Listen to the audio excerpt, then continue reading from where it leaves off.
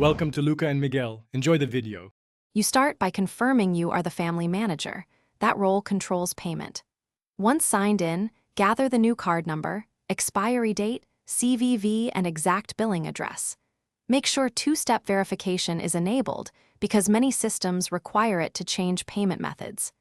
Now navigate directly to Payments or Family Settings. Do not open unrelated menus. This focus start prevents delays and ensures you can complete verification prompts without interruption, so you won't need to repeat steps later. You will now add or replace the payment method. Choose Add Payment Method, then enter the card number, expiry, CVV, and billing address exactly as the bank shows them. Once the card is saved, set it as primary for family charges so purchases route correctly. If prompted, complete an authorization or small verification charge. Follow the exact code or amount in your bank statement. Make sure to save changes and log out, then back in to refresh account data across family members. Finish by confirming the change with a small test purchase. This proves the new method processes family charges.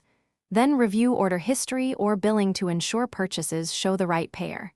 If anything fails, check 3 common issues: card limits or expired date, billing address mismatches, and two-step verification prompts. These cause declines. If the bank places a hold, contact them to release it. Finally, notify family members so they know the new payment method is active and ready. Thanks for watching and please subscribe. It's the best investment you'll ever make.